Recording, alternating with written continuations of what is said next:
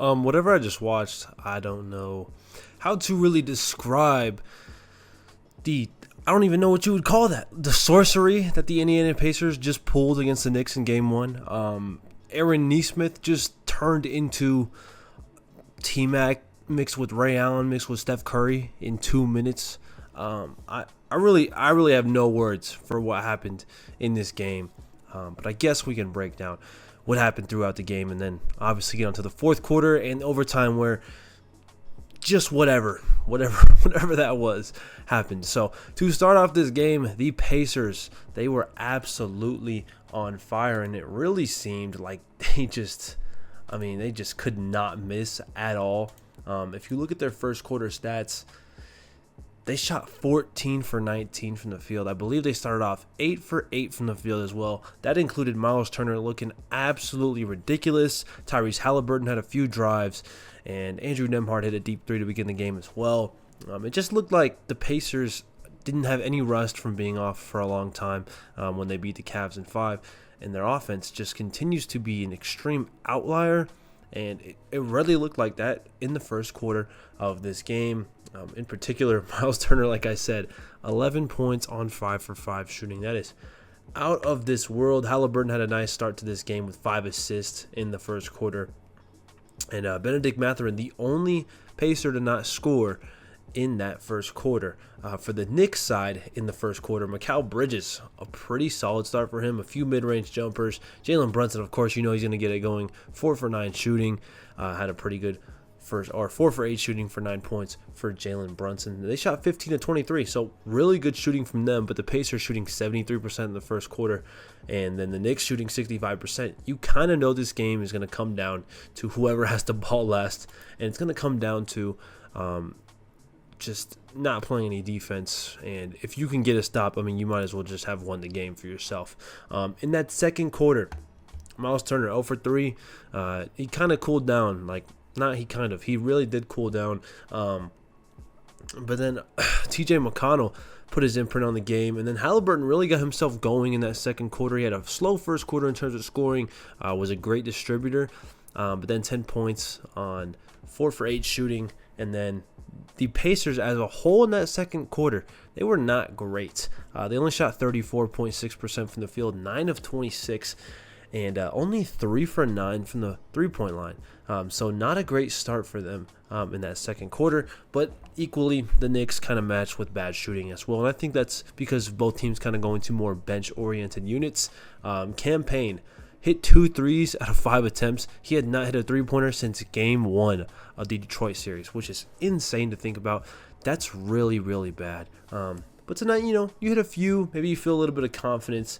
He definitely took some wild shots at times. And Mitchell Robinson in this first half didn't score a ton. He only had 2 points on some free throws, I believe. Or no, he didn't have any points. I was looking at Miles McBride. But his impact was felt defensively and on the offensive glass. He was amazing as well. So, shout out to Mitchell Robinson. He was just throwing guys all over the floor and being extremely physical and using his big frame to dominate that second lineup when the Pacers ended up going small. And even when Thomas Bryant was in the game for the Pacers, Mitchell Robinson was still taking care of those guys. Jalen Brunson, 2 for 3, had 9 points, was getting to the free throw line. Cat saw a solid second quarter, 7 points. And then the third quarter, where it kind of seemed like the Knicks were going to be able to walk away with this game and, hold on to a big lead, which they eventually did have a big lead. Just not a great quarter from the Pacers. Siakam was 3 or 4, but really he's the only guy who did anything besides Halliburton having 9 points in this third quarter. And then a lot of foul trouble for some of the Knicks guys, and in particular, Jalen Brunson was just not looking too spectacular. He picked up 2 fouls in this third quarter, but he had a really good quarter, had 9 points on 4 or 5 shooting, 53% shooting for the Knicks, so nothing insane, just really good shooting. Pacers shot 47%, so really not too far behind, and this game wasn't really decided in that third quarter, but in the fourth quarter, just where all chaos broke loose. I don't even know how to describe it. That was the best game I think we've seen all season, and especially in terms of how crazy it was. Yes, that was the best game we've seen all year. And I have no words after this game. I have no words after this game. To start this fourth quarter, Jalen Brunson picks up another foul, and now he's at 5 fouls. And you're thinking, oh no, like the Pacers, yeah, they're going to take advantage of this Jalen Brunson-less time, which they really hadn't all night. But you figured they're eventually going to do it, and why not in the fourth quarter? This team is just extremely clutch, and you'll see later. I don't know what they did, but they play well in the fourth quarter and in the clutch. And then the Knicks, after Jalen Brunson goes out, they go on a 12-0 run to extend that lead to, I believe it was 13. Maybe even 14 at one point. And they're playing really well. Cat was amazing during the stretch. He had 13 points in the fourth quarter alone. He was really getting the job done. Deuce McBride was playing some good defense, making some great plays. Mitchell Robinson obviously hustling. Josh Hart had a quiet night offensively in terms of his scoring, but 13 rebounds and 7 assists. Like, he was playing great. OG had a step-back three. I believe it was over Benedict Mathurin, and then he had a tough layup. And really, you could start to see that this team was starting to put it together even without Jalen Brunson on the floor. And for Indiana, that just spelled bad news until there was about 2 minutes left. I believe once the game hit the 2:41-minute mark, 2 minutes and 41-second mark, Aaron Nesmith apparently, I mean, he was a good three-point shooter in the regular season, don't get me wrong, at 41%. But, I mean, this is unreal three-point shooting that he had in the fourth quarter. He missed one of them, right, to start this fourth quarter. Then from the 2 minute and 41-second mark, he hit 6 of 6 from 3, I believe. I don't know if it was perfect, but, I mean, it damn near felt perfect. He hit 6 threes in 2 minutes. Ends up with a 20-point fourth quarter. 20 points. The Pacers, 38 points in the fourth quarter. And they shot 52%, 58% from 3. I mean, Nesmith hitting 6 threes. He hit a 3, hit another one. I think Hallie hit one, and then he kept just hitting them and hitting them and hitting them. And at some point, I'm like, well, there's no way he's gonna keep hitting these. Like, their luck is gonna run out eventually. There's no such thing. They don't have luck. They have some sort of like devilish black magic that they just keep using over and over again. And Aaron Nesmith, I mean, he used a shit ton of it. He just would not miss, and he just kept hitting, and he kept hitting.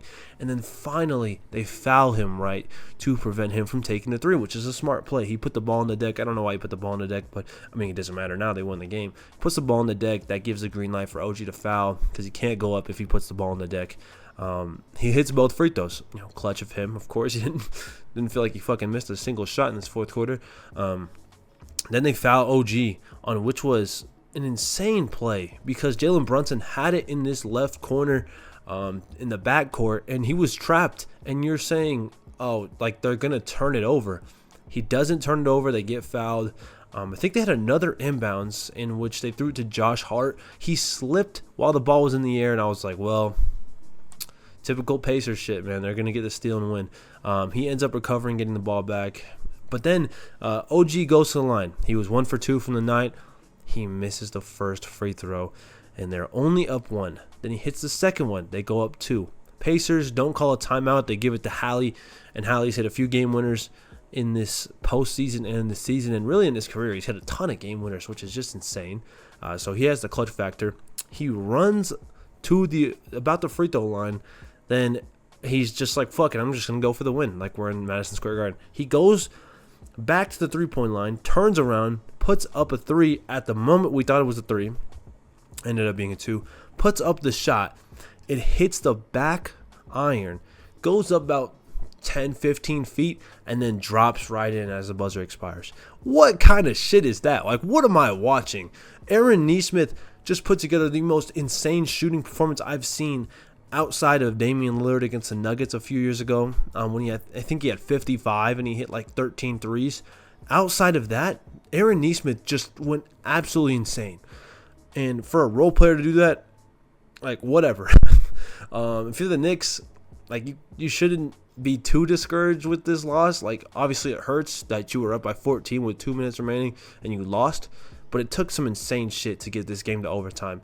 And in overtime, Jalen Brunson was amazing. Like, he was phenomenal.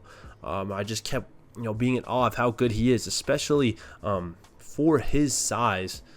And the Pacers just kept sticking with it. Brunson had 6 points, only made 1 shot, but had 4 free throws. Nesmith was all over him all game. Like, he was kind of fouling the fuck out of him, but able to play through it. Got some free throws in this overtime. And then in overtime, the other Black Magic Indiana role player who was a 30% three-point shooter coming into the NBA playoffs, or actually a 29% free throw shooter or three-point shooter. He ends up shooting 50% throughout these playoffs. Andrew Nembhard, 7 points on 3 of 4 shooting. They could not get a stop for the life of them, the Knicks. The Pacers finally missed a three-pointer. They had hit, I believe, 3 or 4 three-pointers in a row. And then Obi Toppin gets a putback slam. I don't remember if that was in this overtime, but happened somewhere down the line. Then it's a 1-point game. The Knicks, there's about 21 seconds left. Brunson's off the floor. Cat's off the floor. You got McBride and you got Mitchell Robinson in. I don't know what they did on the inbound. The ball gets inbounded. They don't even get a trap off. They don't even get anything clean. Nembhard, I believe, who had it, dishes it to Obi Toppin. He throws it down. They go up by 3. Should have been an and 1 as well. Now, I will say the refs were okay in this game. They did miss a block. Well, they called it a block, but it was a goaltend on a Jalen Brunson layup, so they missed that by Miles Turner. But Obi Toppin throws it down. Should have been a 3-point play opportunity for him. They come down. Jalen Brunson gets a pretty solid look. He airballs it. Josh Hart saves it. Kicks it back out. Deep 3 for Cat. Wide open, too. He damn near airballs it. And then McCall's on the floor. Goes off of him. Pacers win by 3. The most insane ending to a game I think I've ever seen in my life. Like maybe the Kawhi one, but like to get to this ending, I don't know how it happened. I really don't know how. I mean, Nesmith is like a really good 3-point shooter in the regular season, 40%. Like, that's pretty good. But I mean, in the playoffs, I can't fathom him shooting 53.8% from the 3-point line. 53.8. I mean, that doesn't even sound right. On 6 attempts a game, he is hitting over half his 3-point shots. That is genuinely like unbelievable. His stretch down this game was unreal. Without him, no doubt about it. They're getting blown out in this game. I've never seen a team like this. I really am at a loss for how good this Pacers team is in terms of their team relative to their expectations. Halliburton, you obviously know, is a star. Siakam's a star. Turner, great pick and pop center. He's shooting out of his mind. Andrew Nembhard comes into this playoffs shooting 29% from 3. You want to know what he's shooting after this game? 51% on 4 attempts. He had, I believe, 2 games of hitting 3 or more threes in a game during the regular season. I think he's had like 5 now in the postseason. It's unbelievable how good this Pacers team is shooting. Some of these are pretty good looks. Like, that's how their offense is. Aaron Nesmith is hitting unfucking believable fading away type 3s. Like, some of these shots are ridiculous for the Pacers. I have no idea how they keep getting away with this. Turner shooting 43% from 3. It's not a huge jump compared to what it was in the regular season, but still, like, this is insane. This team shooting from the Pacers when they need it at the right time, they are getting it. And, I mean, it's insane. Like, it's fun to watch their shot making. It makes no sense to me how they keep making stuff like this and these crazy endings and their ball pressure. I mean, unreal. So Pacers take game 1. New York, from them, not a ton to worry about. Obviously, it sucks, right? You don't want to go down 1 game in the Eastern Conference Finals. You haven't been here before since, what, 2000? But I wouldn't worry. Brunson obviously there's not a single matchup that's going to be able to stop Jalen Brunson. Cat, there's not a single matchup that's going to be able to stop Cat. Can they stop the Knicks or the Pacers? I would say yes. Not stop them, but slow them down. You have OG, you have Mitchell Robinson, McCall, Deuce McBride. Josh Hart's a solid defender. I mean, I seen Cat lock Pascal up for a few possessions, but besides that, I don't think it's possible. I don't know what type of pact with the devil this Pacers team made. They can't miss. They can't miss. They won't miss. They have only lost 2 games in these playoffs, and they are shooting absurd, out of this world type of shots and numbers right now. So if you're the Knicks, you just got to bank on them regressing to the mean. And you got to bank on you just having the second and best player in this, the first and second best player in the series, or first and second best. They have the best first and second options. I would say Hallie's probably better than Cat, but who knows? You have 2 of the top 3 players in the series. Let's just say it like that. I don't know how they did it, but New York, you're still alive.